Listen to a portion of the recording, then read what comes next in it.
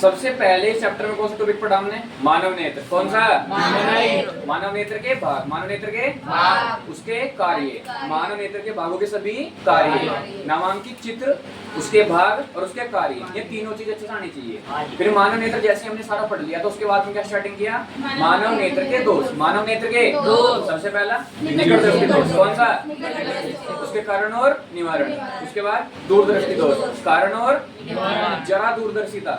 अच्छा, जरा दूरदर्शी में पता है दोनों प्रकार का दोष का एक साथ होना, तो उसमें कौन सा लेंस यूज होता है? दीव फोकसी। कौन सा? दीव फोकसी। उसके बाद आगे बढ़ते हैं, फिर जरा दूरदर्शिता के बाद में वर्णाधार दृष्टि दोष, कलर ब्लाइंडनेस। पता है ना सभी को? मोतियाबिंद निवारण, मोतियाबिंद का सिर्फ एक ही निवारण है, यही सुनना अभी। मोतिया चांटा लगाऊंगा तेरे को, जब कह दिया सुनना भी सुन, पीछा विजन चलना ना, सुनता रहे। मोतियाबिंद यानी कि कैटरेक्ट, मोतियाबिंद का सिर्फ वो सिर्फ एक ही निवारण है, और वो क्या है? सिर्फ शल्य चिकित्सा यानी सर्जरी। समझे नहीं? ऑपरेशन। सिर्फ सर्जरी ही एक उपाय है मोतियाबिंद को सही करने का। बात क्लियर है? एक बताया था मैंने अबिंदुकता। क्या? अबिंदुकता का निवारण अभी मतलब एक तरीके से परफेक्टली नहीं है, ठीक है ना? अभी भी इस चीजों से जूझते हैं लोग। क्लियर है? बात समझ में आ रही है? अबिंदुकता बताया गया है, ठीक है ना? अक्षैतिज रेखा और ध्रुवोदर रेखा दोनों के साथ फोकसित ना कर पाना, मतलब एक साथ लाइंस को, ग्रिड लाइंस को, मैंने बताया था मैथ वाली कॉपी, याद आ रहा है ना? एक साथ ना फोकस कर पाना। चलो, उसकी इंग्लिश में क्या बोलते हैं अबिंदुकता को? एस्टिग्मेटिज्म। क्या बोलते हैं? एस्टिग्मेटिज्म। याद है ना? सबसे पहले निकट दृष्टि, फिर दूरदृष्टि, फिर जरा दूरदर्शिता, वर्णाधार दृष्टि दोष, अबिंदुकता। सारी बातें याद रहेंगी। कोई प्रॉब्लम किसी बालक को? सारे दोष क्लियर रहेंगे। सबसे मेन कौन से हैं? निकट दृष्टि, दूरदृष्टि। कोई प्रॉब्लम किसी को? दोनों के दोनों, निकट दृष्टि भी दूरदृष्टि भी, कारण में भी चित्र आएगा, निवारण में भी चित्र आएगा। सभी की प्रैक्टिस घर बैठ के अच्छे से करेंगे। कोई प्रॉब्लम किसी को? देन जस्ट आगे जब हम पढ़े तो हमने पढ़ा प्रिज्म द्वारा प्रकाश का अपवर्तन। तो मैंने आपको तीन चीजें बताई कल में। प्रिज्म द्वारा प्रकाश का अपवर्तन कैसे होता है, वर्ण विक्षेपण किसे कहते हैं, और वहीं स्पेक्ट्रम क्या होता है। तो तीनों चीजें क्लियर है? तो सबसे पहला था प्रिज्म द्वारा प्रकाश का अपवर्तन। इसमें पूरी घटना सुनानी है कि भाई हमारे पास एक कांच का प्रिज्म होगा जिसमें एक सतह पर हम श्वेत प्रकाश किरण आपतित करेंगे। वो इंसिडेंट रे होगी हमारी। क्या होगी? इंसिडेंट रे, ठीक है ना? तो जो व्हाइट रे होगी वो इंसिडेंट रे होगी और वो एक सतह पर पड़ेगी, एक सरफेस पर पड़ेगी। क्लियर है? फिर वो दूसरी सतह पर पड़ती है, अंदर अंदर ही जाती है। समझ पा रहे हो? कुछ याद आ रहा है? यहाँ से जाती है, first point, second point, third point, बस। क्लियर है? फर्स्ट का मतलब है कि यहाँ से यहाँ पर पड़ी, उसके बाद अंदर, उसके बाद बाहर, बस ये तीन सिचुएशन है। नहीं समझिए मेरी बात? अपवर्तन कितनी बार हो रहा है? 2 बार। 1 बार, 2 बार। बातें याद नहीं है? कोई प्रॉब्लम किसी को? तो आपको प्रकाश का प्रिज्म द्वारा अपवर्तन अच्छे से याद रखना है, ठीक है ना? प्रकाश का प्रिज्म द्वारा अपवर्तन या प्रिज्म द्वारा प्रकाश का अपवर्तन, ये घटना बिल्कुल अच्छे से याद रखनी है। कैसे हुई थी लिख दोगे? पक्का। उसके बाद में सेकंड थी वर्ण विक्षेपण। क्या थी? वो इसके भी आप पर एक परिभाषा बनी। और थर्ड थी स्पेक्ट्रम। तो मैं अभी क्या करूंगा, आपके सामने पूरी लिस्ट रखूंगा जितना भी पढ़ दिया। जिसको जहां पर भी प्रॉब्लम होगी तुरंत अभी हाथ खड़ा करेगा, मैं से अभी सवाल करेगा। क्लियर है? ठीक है ना? जो भी दिक्कत होगी पिक्चर रिवाइज करते हुए चलना है। सोचना कि आपके दिमाग में वो पन्ने खुल चुके हैं या बोर्ड की वो इमेज सर्च करना जब मैं पढ़ा रहा था, ठीक है ना? तो मानव नेत्र, मानव नेत्र के भाग, उसका स्वच्छ चित्र, उसके कार्य, उसके बाद में मानव नेत्र के दोष, निकट दृष्टि दोष, कारण निवारण, दूरदृष्टि दोष, कारण निवारण, जरा दूरदर्शिता, डीप फोकसी लेंस, उसके बाद में वर्णाधार दृष्टि दोष, अबिंदुकता, मोतियाबिंद, अबिंदुकता। अबिंदुकता में जिस व्यक्ति को अबिंदुकता होती है, जिस भी व्यक्ति को, तो उसको एक ही टाइम पर दोनों रेखाएं एक साथ में दिख सकती। दोनों रेखाएं कौन कौन सी? एक लेटी हुई और एक सीधी खड़ी हुई। समझिए मेरी बात? उसे सिर्फ एक एक्सिस चलना, लाइक मैथ वाली कॉपी 55 की याद आ रहा है? तो उसे एक साथ में चमकने की है, या तो उसको सिर्फ यही लाइन चमक सकती हैं या सिर्फ ये वाली। कहने का मतलब या तो ऊर्ध्वाधर या अक्षैतिज में से एक दिखेगी। दोनों रेखाओं को एक साथ फोकसित नहीं कर सकता। समझे नहीं समझे? कोई प्रॉब्लम किसी को? ठीक है। सारे दोष और उनके निवारण होने के बाद में हमारे प्रिज्म द्वारा प्रकाश का अपवर्तन, हमने क्या सीखा कि हमारे पास सर ये एक प्रिज्म होता है, एक श्वेत प्रकाश किरण आती है, उसका अपवर्तन होता है, फिर दोबारा से दूसरी सतह पर टकराती है, फिर से अपवर्तन होता है और वह अपने 7 रंगों में बट जाती है। तो बार बार अपवर्तन विचलन का कारण बनता है। किसका कारण बनता है? विचलन का। और किसी भी श्वेत प्रकाश किरण का जब भी विचलन होगा तो अपने रंगों में बट जाएगी। रंगों में मतलब तो खुद एक श्वेत रंग की है, हाँ तो खुद एक श्वेत रंग की है, लेकिन जिन रंगों से मिलकर बनी हुई है। तो आपकी जो श्वेत प्रकाश किरण है क्या है? ये 7 रंगों से मिलकर बनी हुई है। कितने? 7। इनको याद करने का तरीका विबगयोर क्या है? याद है या नहीं है? याद है या नहीं है? कोई बात नहीं। Violet, indigo, blue, green, yellow, orange, red.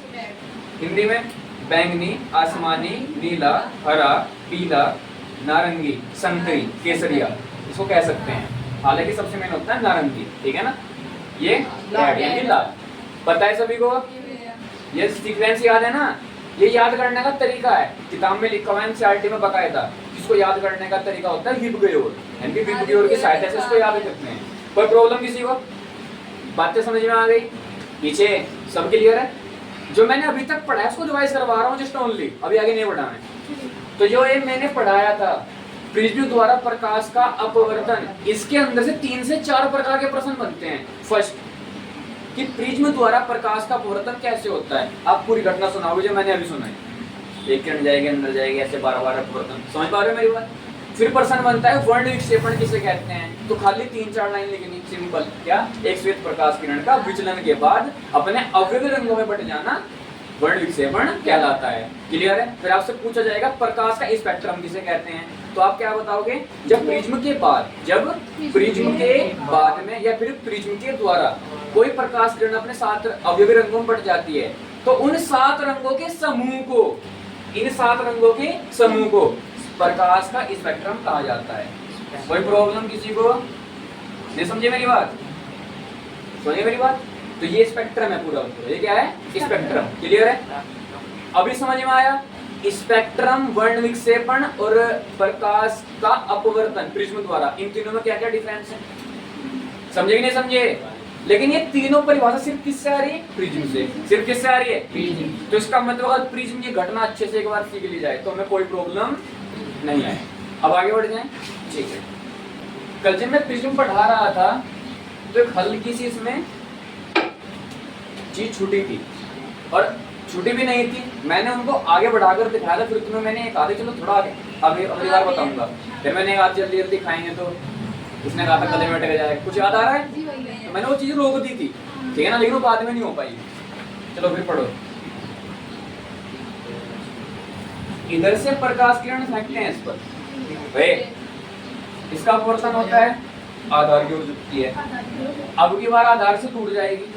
याद आ रहा है नहीं आ रहा है? ये कौन सा था? अभिलंब। ये भी कौन था? अभिलंब। याद है नहीं है? यहाँ पर ये किरण जानी चाहिए थी सीधी नीचे की ओर झुकी, अभिलंब की ओर झुकी जानी चाहिए थी। कोई प्रॉब्लम किसी को? लेकिन कैसे झुकी? नीचे की ओर। यहाँ पर अभिलंब ये रहा, ये अभिलंब से दूर भागी नीचे को। भागी नहीं भागी? दूर हट गई ना बिल्कुल। ठीक है, जानी चाहिए थी कैसे? सीधी ऐसे। ये किरण लेकिन नीचे को भागी। तो आपको याद रखना है, आपको 2 किरणों फोकस करना सिर्फ। एक तो सबसे पहली आने वाली और एक सबसे लास्ट की जाने वाली, 2 किरणों पे। तो पहली को बोलते हैं आपतित किरण। क्या? इंग्लिश में इंसिडेंट रे, पता है ना? ठीक है ना? और एक है इसमें सबसे लास्ट की जाने वाली, जिसको कहते हैं निर्गत किरण। क्या कहते हैं? रिफ्लेक्टिव नहीं होगी, आई थिंक वो होगी एक्सटीरियर। चेक करना एक बार।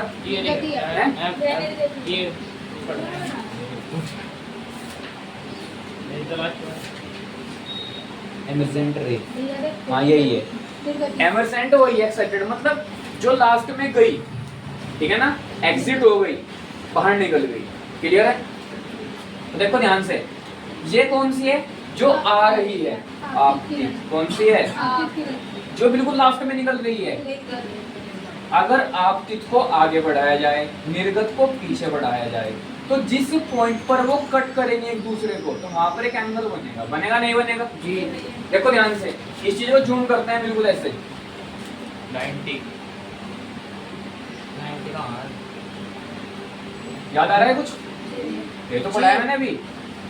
इसको पीछे बढ़ाया, हाँ जी बढ़ा दिया, इसको आगे बढ़ाया, हाँ जी बढ़ा दिया। तो जो यहाँ पर एंगल बन रहा है दिख रहा है ये जी भैया जी। इस एंगल को कहते हैं angle of deviation, angle of deviation यानी कि हिंदी में विचलन कोण। क्या कहते हैं? विचलन कोण। वैसे जो मैं ये पढ़ा रहा हूँ 10th में सिर्फ ओनली दिखा रखा है कि विचलन कोण कहाँ पर बनता है, क्लियर है ना, सिर्फ बता रखा है। इसके बारे में एंगल ऑफ डेविएशन के बारे में आप सबसे ज्यादा पढ़ोगे क्लास 12 चैप्टर नंबर 9, क्लियर है? Class 12 physics chapter number 9 second book का फर्स्ट चैप्टर, क्लियर है? उसमें पढ़ोगे आप एंगल ऑफ डेविएशन के बारे में डेप्थ में। तब आपको मेरी कहीं सुनी बातें याद आएंगी प्रिज्म वाली कि अच्छा हाँ भैया ने प्रिज्म पढ़ाया था भाई, उसी पर है, क्लियर है ना? सारी चीज यही है जो अभी पढ़ाई, कैसे लाइन जाएगी, कैसे बढ़ेगी, सब चीजें वही हैं, बस थोड़ा सा मैथमेटिकली आगे बढ़ जाएंगे। तो कुछ तो आगे बढ़ाना होगा ना, थोड़ा 10th का सीखोगे सेम, बस थोड़ा सा मैथ्स और यूज कर देंगे उसमें, क्लियर है? फॉर्मूलाज आएंगे साइन वाले, साइन थीटा वाले, क्लियर है? चलो ठीक है। अब तुम्हें याद रहेगा कि यहाँ पर कौन सा एंगल बनता है? Angle of deviation, angle of deviation. और यहाँ पर बनता है prism angle, angle of prism, ये सबसे ऊपर, इसको कहते हैं हिंदी में प्रिज्म कोण। कोई प्रॉब्लम किसी बालक को? बात याद रखोगे? अब मैं फिर से डिजाइन बनाऊंगा, फिर से रिकॉल करना है कहाँ पर कौन सा एंगल है, क्लियर है? जब मैंने मना कर रखी एकदम वहां देखना ना, वहीं देखना है बेटे, देखा तो दूंगा मैं ये होता है इसको यहाँ फटाफट। ये प्रिज्म है, प्रकाश का अपवर्तन करा रहे हैं, ठीक है ना, रिफ्लेक्शन बाय प्रिज्म, क्लियर है? ये क्या पढ़ाया मैंने? अभिलंब। ये भी क्या है? अभिलंब। ये कौन सी रे थी? आपतित किरण। कौन सी? Incident ray. इसको आगे बढ़ाओ, कोई प्रॉब्लम किसी को? ये कौन सी किरण थी? निर्गत किरण। कौन सी? यानी कि लास्ट वाली जो एमर्जेंट रे थी हमारी, इसको पीछे। इसी डायग्राम को मैं लगा बना रहा हूँ ऐसे, अब भी समझ नहीं आएगा ये चीज? यहाँ पर जो ये चीज है ना ये भी अब समझ गए। तो जो लास्ट वाली थी एग्जिट वाली, लास्ट वाली, उसको पीछे हटाया और इंसिडेंट को आगे बढ़ाया, तो दोनों के दोनों जहां पर कट हुए तो वहां पर जो एंगल बना उसको कहते हैं एंगल ऑफ डेविएशन। इसको लगातार निकालिए जब से, angle of deviation, angle of deviation, ठीक है ना? विचलन कोण हिंदी में कहते हैं विचलन कोण। कोई दिक्कत किसी को? और जो सबसे ऊपर बनता है यहाँ पर previous angle, angle of the prism, इसको कहते हैं एंगल ऑफ प्रिज्म, यानी कि प्रिज्म कोण, यानी कि प्रिज्म कोण। कोई दिक्कत किसी को? बातें याद रहेंगी मुझे? अब तो पता रहा कहाँ पर कौन सा एंगल बनता है, पक्का? तो मैं आपसे पूछूं विचलन कोण कहाँ पर बनता है, तो आप हिंदी वाले बताओगे जब आपतित किरण को आगे बढ़ाया जाता है, निर्गत किरण को पीछे, ऐसे ये जारी होती हैं, ऐसे टकराती हैं यहाँ पर, समझिए मेरी बात? ये आगे जारी होती है, इसको पीछे खींच के लगते हैं, तो आपतित किरण, निर्गत किरण, तो यहाँ पर जो एंगल बनता है उसको क्या कहते हैं? विचलन कोण। समझे नहीं समझे? इंसिडेंट रे आगे, एग्जिट वाली लास्ट वाली इमर्जेंट रे पीछे, दोनों जहां पर मिली एंगल ऑफ डेविएशन। कोई प्रॉब्लम किसी को? और सबसे ऊपर कौन बनता है यहाँ पर? सबसे ऊपर प्रिज्म कोण। अब याद रहेंगे, घटना पूरी याद रहेगी, ठीक है? मैं ज्यादा जोर इस पर दे रहा हूँ, बार बार ये पूछ रहा हूँ, बार बार ये समझा रहा हूँ, इसका मतलब टेस्ट के लिए इम्पोर्टेंट है। और मैं रियलिटी बता रहा हूँ, इस तरीके से घुमाकर प्रश्न दूंगा तुम सारे जाओगे मेरे हाथों से इस प्रश्न के चक्कर में। चलिए फिर आगे बढ़ते हैं, 10 आगे रेडी हो? अब सभी यहाँ पर देखेंगे, सभी समय नींद में आ जाते हैं। अभी देखो ध्यान से, साइंटिस्ट अपना दिमाग दौड़ा रहे थे लगातार, कुछ ना कुछ निकल रहा था। अब भाई अभी आएगा न्यूटन ना आया था, सो नहीं सकता, ठीक है ना? न्यूटन यहाँ भी टपक गए। न्यूटन ने दिमाग लगाया, जैसे कि उन्हें यह बात पता लगी कि भाई एक प्रिज्म है, उस पर प्रकाश हम गुजारते हैं तो ऐसे विचलन हो जाता है, वो अपने साथ अवयवी रंगों में बट जाता है। तो उसने कहा यार एक बात समझ में नहीं आ रही। अच्छा ठीक है, आपने बोला कि किसी प्रिज्म से अगर किसी किरण को फेंकते हैं, श्वेत प्रकाश किरण को, तो 7 अलग अलग रंगों में बट जाती है। अगर दोबारा से हम एक काम करते हैं, वो जो 7 रंगों की किरण थी, अगर उसे प्रिज्म पर डालते हैं, पूरी किरण बन जाएगी श्वेत। समझे मेरी बात? उल्टा सोच रहा है बंदा। साइंटिस्ट में क्वालिटी यही थी, उल्टा करके देखने की। मतलब हम सब क्या कह रहे थे, सबने बात मान ली कि श्वेत प्रकाश किरण प्रिज्म से गुजरती है, 7 रंगों में बट जाती है। भाई क्या सोच रहा है, अगर 7 रंग फेंक के हमारे श्वेत बन जाएगी। समझ पा रहे हो मेरी बात? ये बात किसने सोची? न्यूटन। हाँ, तो उसने एक और बात सोची, एक काम करते हैं चलो रे बबुआ, लेकिन ये 7 रंग कहाँ से आएंगे? ओ ये भारी समस्या थी। ओए क्या बोल रहा, मैंने पता सॉरी भैया, सॉरी, मैं कुछ बोल रही थी ना। नहीं, मैंने क्या बोला? 7 रंग मैं कहाँ से पूछना आए? मेरे से पूछो, बातचीत ना हो रही बिल्कुल भी। मैंने आपको क्या समझाया, एक प्रिज्म है, श्वेत प्रकाश किरण फेंकते हैं, 7 रंगों में बट जाती है। अगर 7 रंग फेंक के मारे तो क्या एक किरण बनेगी? भाई प्रश्न तो अच्छा था भाई। तो भाई साइंटिस्ट ना, चल ठीक है करके देखेंगे। अब न्यूटन करके देखता तो सही, वो 7 रंग आए कहाँ से? समझे मेरी बात? क्योंकि वो तो प्रिज्म ने बनाए थे। वो किसने बनाए थे? तो वो 7 रंग बनी है। अगर दूसरी उधर ही लगाते 7 रंग की साइड ही। तो वही है। तुमने देखा क्या? अरे इसका मतलब बहुत बढ़िया। भैया जी साइंटिस्ट दिमाग तो है। साइंटिस्ट बस बस बस बस बस यहाँ जाओ। बस जी बस। अब आगे बढ़े, इसने बिल्कुल सही बताया है। वही सेम करेंगे कि सबसे पहले हम लोग क्या कर रहे हैं कि अब हम लोग नहीं, ये कौन कर रहे हैं? न्यूटन चाचा कर रहे हैं भाई, ठीक है ना? दिक्कत तो उनको है ना। तो भाई न्यूटन जी ने क्या काम किया कि सबसे पहले तो एक प्रिज्म लिया, 7 रंग बना लिए, फिर उठा के दूसरा प्रिज्म रख दिया, फेंक दिया 7 रंग। अब देखते हैं कुछ होता है क्या। बड़ी। अब देखो, अगर मैं समझा दूं सीधे तौर पर समझा दूंगा, मैं एकदम समझा दूंगा और तुम याद भी कर दोगे, लेकिन नहीं। न्यूटन क्या क्या कर रहा था वो देखते हैं। न्यूटन कहाँ कहाँ दिमाग को उड़ा रहा था। हाय हाय, बंदा हो तो न्यूटन जैसा हो। आगे बैठा तेरा बड़ा गलती को बोलिए। मेरा घर बन रही मेरा है मेरे को। चलिए भाई, समझ गए होंगे भाई, यहाँ देखो समझ गए होंगे। 2 4 5 6 7, तो ठीक है बस। थाला। हाँ वाला पूरे रीजन है। जी भैया। चलिए 7 रंग आ गए। अब उन्होंने एक काम किया, यार एक बात समझ में नहीं आ रही, अगर यहाँ पे ऐसे प्रिज्म रख दूं तो ये तो फुल से नीचे जा रहे हैं। इसका मतलब अगर मान लो चलो ऐसे गुजार भी दूं तो नॉर्मल सी बात है, ये विरल से सघन में जा रहे हैं, और विरल से सघन में जाएंगे आधार की ओर झुकेंगे, तो कहाँ को निकलेंगे इधर को?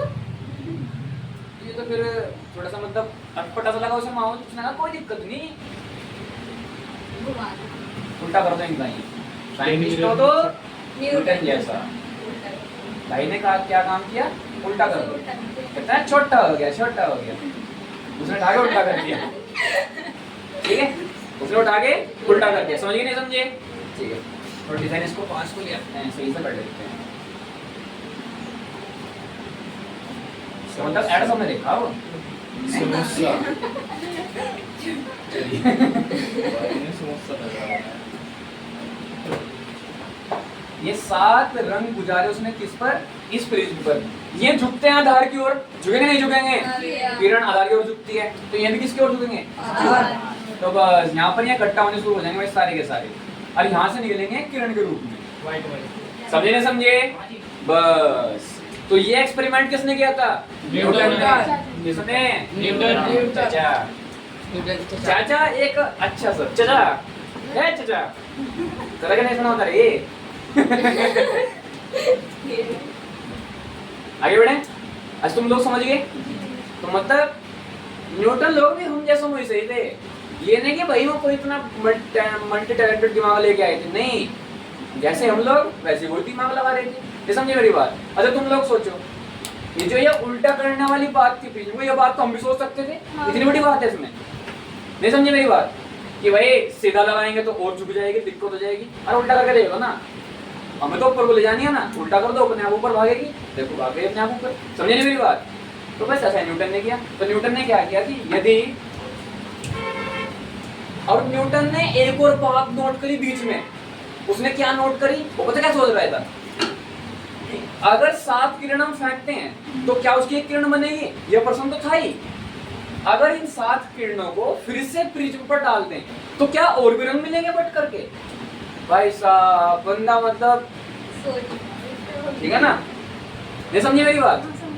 समझिए मेरी बात? यानी कि जो मैंने तुम्हें बात बताई है कि ये 7 रंगों की जो किरणें होंगी, ये जब किसी प्रिज्म पर पड़ेंगी तो ये इकट्ठा होकर एक किरण के रूप में बाहर निकलेंगी। ये तो वो डिसीजन था जो उसे पता लगा था, यानी कि डिसीजन ना बोल के तो रिजल्ट था। सोच तो भाई कुछ हो रहा था। और मैंने यह बात पहले क्यों बताई, मतलब उल्टा क्यों समझाया तुम्हें? इसलिए कि तुम लोग जो हो ना, तुम्हें क्वालिटी है, तुम्हें समझाना तो कुछ और चाहता हूँ, तुम समझने कुछ और बैठ जाओ। तो अभी मैंने तुम्हें उल्टा इसलिए बताया है ताकि तुम लोग ये बात याद रखो कि अच्छा एक किरण से 7 रंग निकलेंगे, लेकिन जब 7 रंगों को उल्टे प्रिज्म पर डाला गया था तो एक किरण बनी थी। कुछ समझ में आया? अब बिल्कुल ट्विस्ट सुन लो ध्यान से, ये घटना इस प्रकार से नहीं होनी थी लेकिन हो गई थी। अभी समझ में आया? आया नहीं आया? तो मैंने जानबूझ करके इस घटना को उल्टा बताया। हाँ बिल्कुल, मैंने जानबूझ करके इस घटना को उल्टा बताया। न्यूटन ने ये नहीं सोचा था कि अगर 7 रंग फेंकूंगा तो एक किरण बनेगी, नहीं, उसने सोचा कि अगर 7 किरण फेंकता हूं तो और भी बनेंगी किरण, 7 की 14, 15 या 21 हो जाएंगी। भाई ये बात सोच रहे थे, लेकिन हो गया क्या? उल्टा। अगर जी 2 लाइट फेंकता हूं मैं ये बात जो श्वेत प्रकाश किरण है इसमें ये थोड़ा है ना एक ही रे जा रही लेजर लाइट की तरह, बहुत सारे किरणें जा रही हैं। अब समझ में आ गया? ये पूरा एक बंडल है। अगर 10 लेजर लाइट एक साथ मारो फिर करके देखिए। लेजर लाइट किस कलर की है? रेड कलर की। ग्रीन प्रकाश जी, ग्रीन भी हो, ग्रीन श्वेत प्रकाश किरण है क्या? नहीं अर्णा समझिए सच्ची, इसे कलर दिखा, कलर दिखा, कलर दिखा दे। अब समझ गया भाई? इसको इस बच्चे को अच्छी बात हो, इसको हरे में सफेद है फर्क नजर आ रहा, कौन सा दोष है सर? वर्णनात्मक दृष्टि दोष, कलर ब्लाइंडनेस। शाबाश। सफेद क्यों हो रहा है? सारे टॉपिक्स याद रहेंगे पीछे के। आज हमने क्या पढ़ा? आज जो प्रकाश का प्रिज्म द्वारा अपवर्तन था उसको थोड़ा सा और डिस्क्लोज किया, कोण कहाँ पर बनते हैं, एंगल्स कहाँ पर बनते हैं, इन चीजों को सीखा। जस्ट आगे जब हम जैसे ही बढ़े तो हमने न्यूटन की घटना को अंजाम दिया कि न्यूटन आखिर क्या सोच रहे थे। तो दोबारा से बता रहा हूँ उस न्यूटन की घटना को प्लीज एक बार समझ लेना, वो कहना क्या चाहता था, आखिर वो करना क्या चाहता था, हो क्या गया था, इस बात का याद रखना। तो भाई ने ये सोचा था, न्यूटन ने ये सोचा था कि आप अगर एक प्रिज्म लेते हो तो एक किरण 7 रंगों में बटती है, लेकिन अगर 7 रंगों को दोबारा से प्रिज्म पर डाला जाए तो क्या और भी रंग मिलेंगे? लेकिन जब होगा था इसका उल्टा। या जहाँ पे रेस मिला है उस एंगल में क्या बोलना है? जहाँ पर रेस मिलती है एंगल ऑफ डेविएशन, ठीक है ना? विचलन कोण, ठीक है ना? और जस्ट हो गया था इसका उल्टा। उसने एक किरण से 7 रंग बांटे, लेकिन 7 रंगों को जैसे उल्टे प्रिज्म पर डाला वो एक किरण में बन गया। तो ये जो घटना थी है तो थी आश्चर्यचकित करने वाली, एक अचंभित करने वाली घटनाओं में से एक था। समझ गए मेरी बात? कोई प्रॉब्लम किसी को? बात क्लियर है? चलो ठीक, जिसका आगे बढ़ते हैं। अब समझते हैं इंद्रधनुष क्या? रेनबो, रैम्बो, रैम्बो,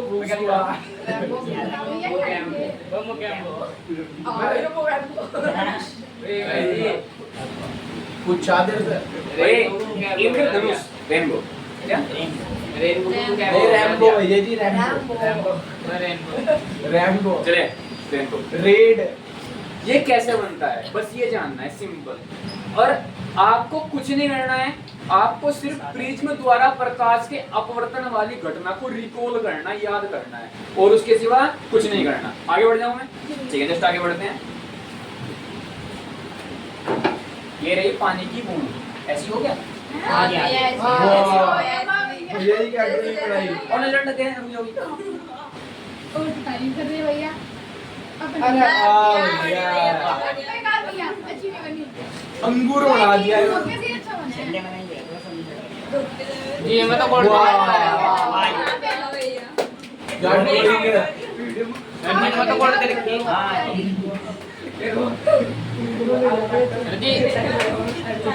ये डबल लाइन की खेती पानी भाई जी 3D बना रहे हैं ना। अब इसको पढ़ते हैं। जो पानी की बूंदे होती हैं, ठीक है जी भैया ना? जी। अब पानी की बूंदे मतलब अब इतना समझो नॉर्मली कि जो पानी की बूंदे होते हैं वो एक प्रिज्म की भांति कार्य करती हैं। किसके भांति? प्रिज्म के। जो आपका इंद्रधनुष बनता है, आपने देखा होगा हमेशा और हमेशा वर्षा के बाद में बनता है, यानी कि बारिश के बाद में बनता है। समझे कि नहीं समझे? बारिश होने के बाद जब जस्ट धूप निकले तब बने।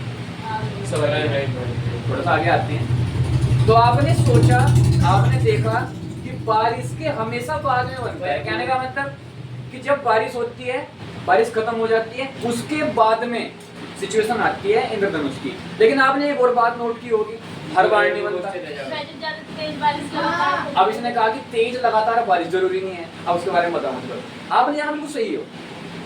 जो एरो से रह जाता है, एरो बढ़ेंगे। हाँ, वही तो कह रहा था ना। हाँ बस ठीक, आगे बढ़े। तो कहने का मतलब हमने ये सीखा कि जैसे आपने ये बात डिनोट की कि बारिश के बाद बनता है इंद्रधनुष, और दूसरा हर बार नहीं बनता। कुछ मेन कंडीशंस होती हैं, क्लियर है? तो पहला सबसे जरूरी कंडीशन इंद्रधनुष बनने की घटना में कि बारिश के बाद में जो आसमान में, वायुमंडल में आसपास जो मॉइस्चर रहता है, यानी कि आर्द्रता, क्या बोलते हैं? वो आर्द्रता क्या होती है? उसमें पानी की नमी, यानी कि पानी कुछ बूंदे रह जाती हैं। समझ गए मेरी बात? पानी कुछ बूंदे। जब सूर्य का प्रकाश उन पानी की बूंदों पर पड़ता है तो वह पानी की बूंदे एक प्रिज्म की भांति कार्य करती हैं। प्रिज्म की भांति कार्य करती हैं। और जब मैं प्रिज्म की भांति कार्य करने, फिर आप समझदार हुई, अपना एक साइड से किरण जाएगी, 7 रंगों में बढ़कर बाहर निकलेगी। भैया जी, हमेशा इंद्रधनुष ऐसे ही क्यों बने? ऐसे ही क्यों बने ऐसे? अरे जरूरी नहीं है भाई, किधर से देख लो तो एक तरफ से देखना तो पड़ेगा। ऐसे ही बना हुआ और बाहर इसमें देखना भी किसी और तरीके से बनाऊंगा। समझिए मेरी बात? तो अपनी जगह बिल्कुल सही है, लेकिन उसमें हमें 2 सरफेस पे दिखानी पड़ेगी ना। एक पे पड़ रही है, दूसरे से निकल रही है। और वो आसमान में ऐसे क्यों बने? अच्छा, हे भगवान, मैं सोच रहा हूँ कि प्रिज्म से प्रकाश ऐसे क्यों गुजरा। ये कह रहा था कि दोनों से ऐसा ही क्यों बना। हाँ जी, ठीक है, आज वही समझाऊंगा। अब सुनो, इंद्रधनुष ऐसे ही क्यों बनता है? प्रश्न ये आया है। इसका मेन रीजन है बूंद का आकार। बूंद का आकार। बूंद का आकार कैसे होता है?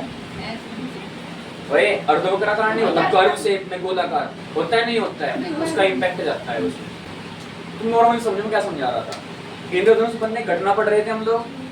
इंद्रधनुष कैसे बनता है? मैंने कहा इसके लिए कुछ शर्तें हैं। पहला कि आसमान में, वायुमंडल में आर्द्रता होनी चाहिए। क्या होनी चाहिए? आर्द्रता। जब सूर्य का प्रकाश उन आर्द्रता वाली बूंदों पर पड़ता है तो बूंदे प्रिज्म की भांति कार्य करती हैं। प्रिज्म की भांति कार्य करती हैं और श्वेत प्रकाश किरण, जो कि सूर्य की श्वेत प्रकाश किरण थी, उसको 7 रंगों में बांट देती हैं और इंद्रधनुष की घटना बनती है। कोई दिक्कत किसी को? लेकिन आपने एक और बात बताई भैया कि हर बार नहीं बनता। हमेशा याद रखना, श्वेत प्रकाश किरण जब प्रिज्म से गुजरती है तो 7 रंगों में बंटने के लिए एक परफेक्ट एंगल चाहिए। Perfect angle, angle of deviation कुछ याद आ रहा है? जब तक वो परफेक्ट एंगल नहीं मिलने का 7 रंगों में बंटने की नहीं। समझे कि नहीं समझे? तो कहने का मतलब जरूरी नहीं है हर बार जब बारिश के बाद सूर्य का प्रकाश बूंदों पर पड़ा तो एंगल परफेक्ट हो, नहीं जरूरी नहीं है। जिस दिन धोखे सब परफेक्ट पड़ गया उसी दिन आपका इंद्रधनुष बन जाएगा। समझे कि नहीं समझे? कोई प्रॉब्लम है? बातें याद रहेंगी? ठीक है। तो इंद्रधनुष कैसे बनता है? तो आप लोग याद रखोगे कि जब वर्षा होती है या बारिश होती है तो आसपास हमारे चारों ओर आर्द्रता फैल जाती है, अर्थात नमी, यानी कि पानी कुछ बूंदे। तो जब सूर्य का प्रकाश उन पानी की बूंदों पर पड़ता है तो मैं पानी की बूंदें किसके भांति कार्य करती हैं? एक प्रिज्म की भांति। अतएव श्वेत प्रकाश किरण को, यानी कि सूर्य से आने वाली श्वेत प्रकाश किरण को 7 रंगों में बांट देती हैं और इंद्रधनुष हमारे सामने होता है। समझे कि नहीं समझे? जी। अब देखो नॉर्मली कौन आई? श्वेत प्रकाश किरण यहाँ पर टकराएगी, इसके बाद इसका क्या होगा? अपवर्तन। सपोज नीचे को भाग गई है, मतलब थोड़ा नीचे को हो गया। समझे कि नहीं समझे? अभी हटाना पड़ेगा हल्का सा। इसके बाद ये जो किरण है यहाँ से बाहर निकलेगी, लेकिन भाई जो बूंद होती है 3D फॉर्मेट में होती है, तुम्हें दिखा नहीं सकता। तो हम नॉर्मल समझ रहे हैं बाहर आ गई ऐसे, मतलब कि बाहर का मतलब है दूसरे सरफेस पर। ये समझे मेरी बात? पानी पूरा से है, इधर से मार रहे हैं तो ऐसे निकल के ऐसे आ गई। देखो ध्यान से बने डायग्राम में देखो, ये दिख रहा है ना? तो देखो यहाँ पर एक अपवर्तन, फिर यहाँ पर बाहर निकल गई। तो यहाँ पर क्या हो रहा है? 7 रंगों में बट रही है ऐसे कुछ करके। समझे कि नहीं समझे? कोई प्रॉब्लम? और पहली बात इस पर फोकस करने की कोई जरूरत ही नहीं है। जब हमने प्रिज्म सीख लिया तो हम बस एक वर्ड बोलेंगे कि जो पानी की बूंद है वो प्रिज्म की भांति कार्य करती है, वो प्रिज्म की तरह बिहेव करती है। बात ही खत्म होगी। अब सबको पता है प्रिज्म क्या चीज हो। तो बस जब हमने बूंद को प्रिज्म कह दिया तो कार्य भी तो प्रिज्म जैसा ही करेगी। समझे कि नहीं समझे? अब भी समझ नहीं आया? समझ गए। एंगल ऑफ डाइवेशन का बनाना भैया जिसमें। अरे मैंने कहा कि ये प्रिज्म की भांति कार्य करती है, लेकिन परफेक्ट प्रिज्म का आकार तो नहीं आना इसका। फिर तो भैया ये किसते में चलो लगा था, या तो ऐसे कोई मोटीचो मिला। समझ नहीं आया मेरी बात? सही बात। ये 3D इमेज है। 3D इमेज कैसे दिखाऊंगा मैं? समझ गया समझ गया। हाँ, ये 2D शेप है। 2D शेप में उतना परफेक्ट एंगल नहीं दिखा सकते। समझे कि नहीं समझे? कोई प्रॉब्लम किसी को? या कुछ प्रकाश के पार हो जाता होगा इसमें। पुष्पा। प्रकाश तो भूमि पर ये कौन सा वापस लौट रहा है? पारित हो रखा है इसमें। पुष्पा। मैं फिर से यही समझा रहा हूँ, बूंद के अंदर प्रकाश नहीं आया क्या? तो आर पार तो निकला वो। लेकिन वह आपको साथ रंगों में होना चाहिए कि वो ठोस हो जाएगा। जैसे आपका प्रिज्म अब सुनो, वो ठोस नहीं है, वो द्रव है। ये बात कही मैंने, क्या बताया था? पारदर्शी है लेकिन। हाँ, अब वो समझ में आ रहा है।